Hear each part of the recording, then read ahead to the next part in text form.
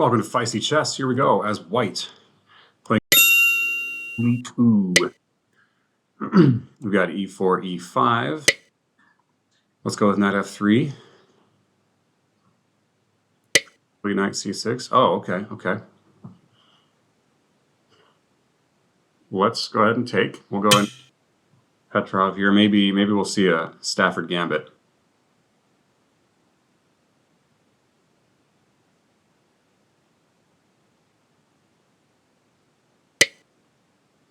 No, just d6.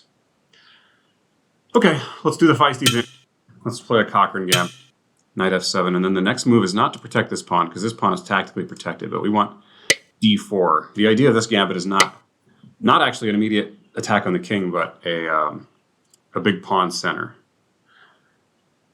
Okay.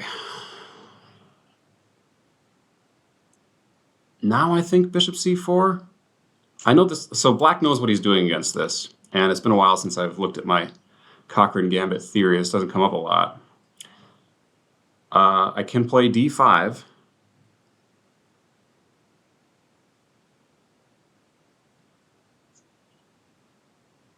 Do we still have... Yeah, we still have e5, e4 protected here. I wonder if c3 is the way to do this. I don't think it is. I think we want to expand here.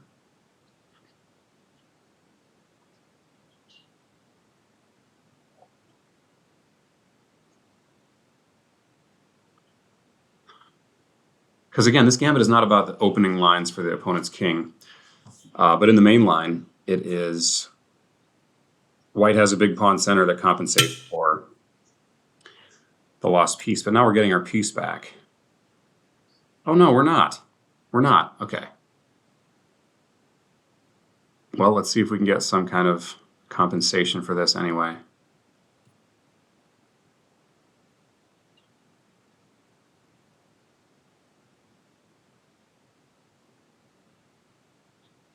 Should we do... Yeah, see, the way we pick this piece back up is queen h4 and then d5, queen d5 check. So instead, we'll have to play like bishop d3. And now we're just down. We're down a lot. Okay, he just backs up.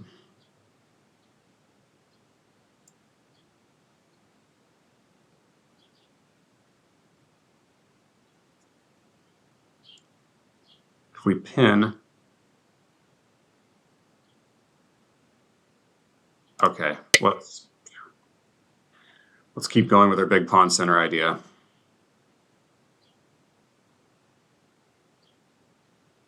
We have a pawn and a slight lead in development for our piece here.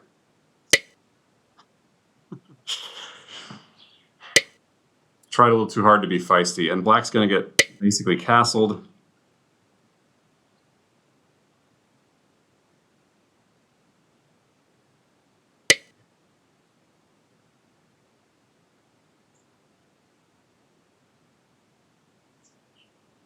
Okay, let's run this way,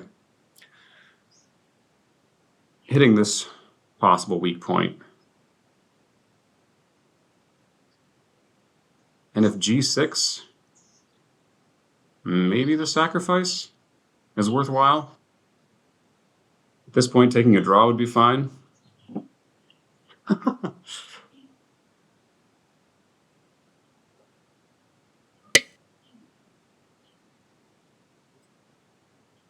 That's a sensible move. We need to stop knight b4.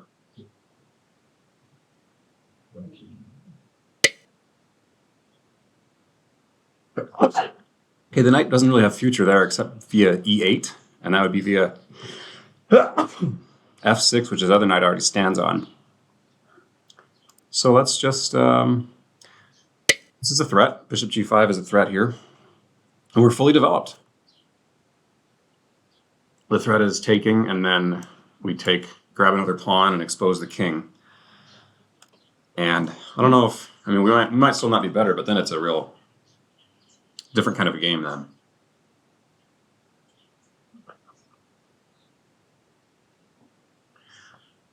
I think, yeah, h6 is called for here. I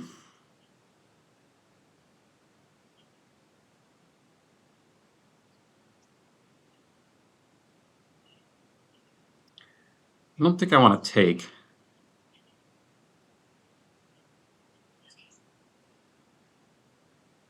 I want to stay trained on.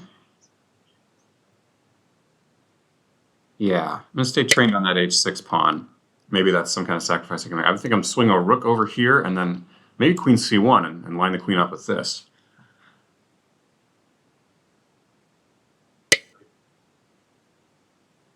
Okay, we'll stick with the plan.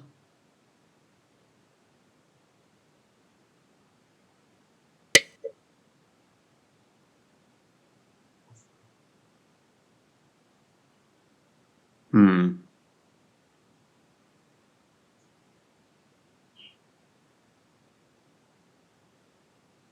Can also bring our knight in.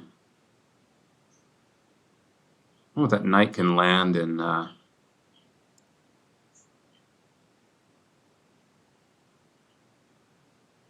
Yeah, let's bring all our pieces over to the king's side. He's got some pieces on the queen side that won't be able to help. So, yeah, I figured that was coming.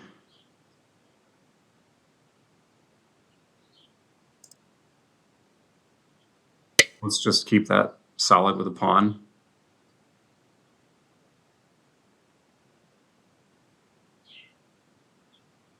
If he wants to push b4, I'm happy to just lock things up on the queen side, since that's where his counterplay seems to be.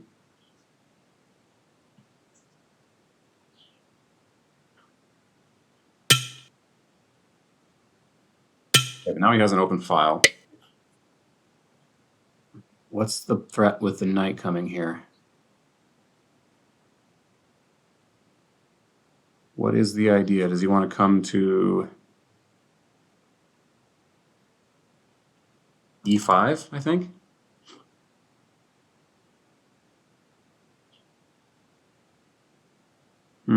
He wants to bring a bishop here. So let's go knight g6.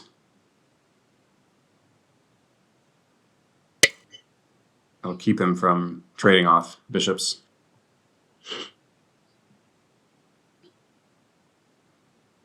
And then maybe we plan f4, f5.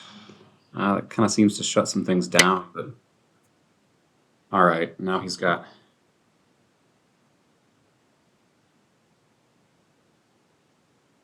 Well, you know.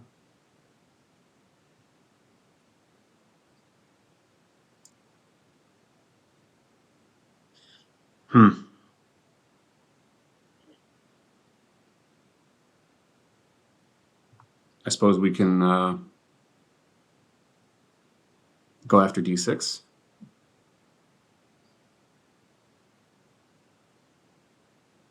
He can just play a knight there. Yeah, let me hit this knight with h3. And then if the knight goes back to e5, he doesn't have rook b2 at least.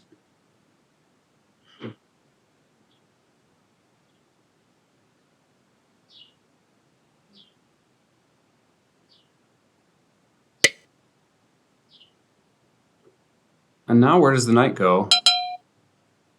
Because my queen can keep attacking this rook, so where's his knight supposed to go? Ah, I see.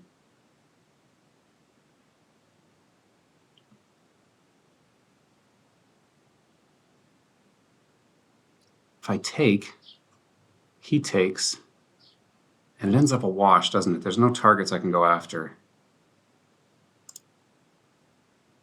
So let's just back the bishop way up, and now maybe we can get our queen in front of it. We're threatening to take now, and if he moves the rook or the knight, if he moves the rook back like I think he needs to, then we threaten this. Man, I need to be better on time. I'm still adjusting to this Blitz format. I'm still playing like it's rapid, so 15 seconds left. Gotta drink the go juice or something. But I think things are looking up for me now. Bishop c1, bishop b1 was, so if he goes way back, this gives us lots of chances to get in with our queen, and I don't see how he stops that invasion without maybe just sacking an exchange here, like rook takes b1 right now. Might be what we see. But then we have a equal-ish game, although he has knight c4 after that. So I think rook b1. Rook b1 is probably the best move for white here, for black.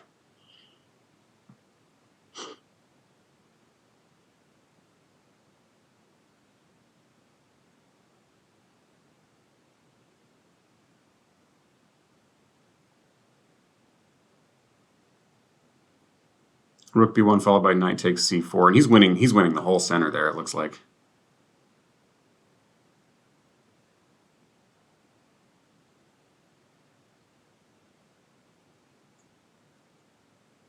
Okay. Gaining on time. We do have a 3-second increment, so we're basically running on that now. We're running on fumes. Fresh out of water. So no more of that distraction. Oh, he's got that right away, huh? Okay, let's try this. That was kind of obvious in retrospect.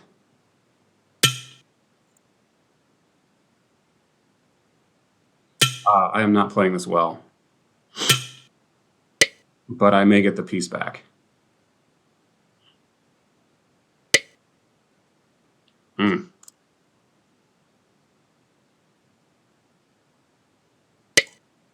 Okay, his knight will be trapped. No.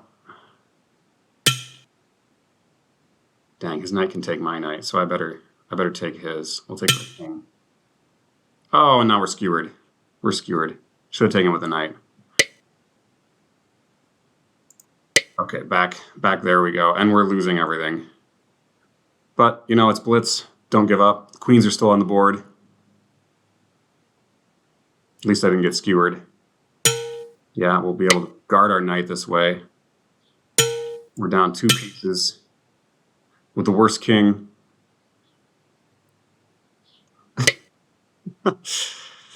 Not good here. Not good. Let's just hide.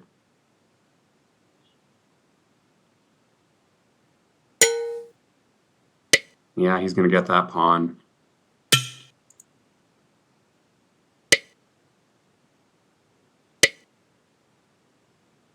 Okay, we get this rook in.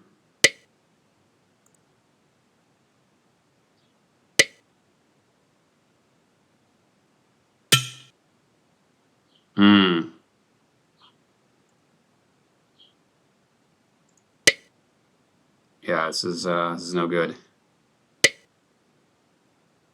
No good, no good, no good.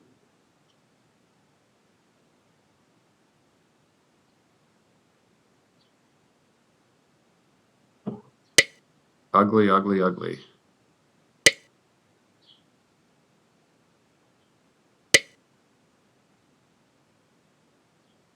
But we are hopeful.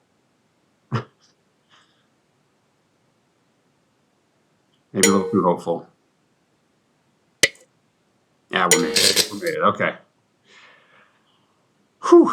We better look at it. Cochrane Gambit. All right. I'm trying to play feistier on the channel. This is a thing, Cochrane Gambit. D4 and C5 is the right move. If he doesn't play C5, Queen E8. Knight C3. And now D5. And now we just get E5. And this is the kind of idea that Cochrane Gambit has. You're closing up the center, but again, the Gambit is not like most Gambits. It's not about getting that attack on the king. It's about building up that big and probably winning the piece back, or, you know, promoting a pawn, or just getting a crushing position, even though you have less piece, one less piece, your opponent has a lot less space. D takes C5 is the move here. Of course, I didn't even consider that. D5 is a terrible move because, yeah, no games found here because knight 4. And we're just down a complete piece according to the computer. What about c3? Okay. Yeah, d takes c, and then d5. Or knight c6. And now the bishop comes in. We can draw the king out and just castle. Castling looks better to me.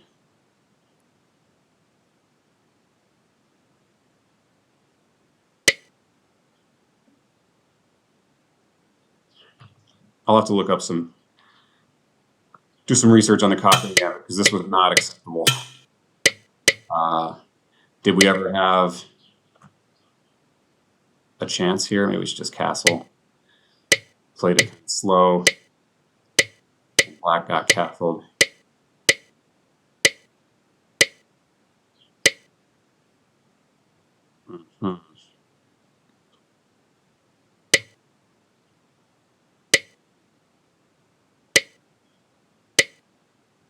H3 to prevent knight incursions. All right, things are, they didn't get any radically worse for a while.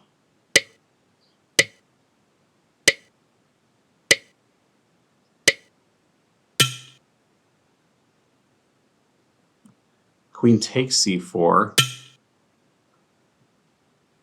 Rook takes d2, right? Oh, but then there's that. And how do you stop that? So queen takes c4, and then bishop here, that skewer.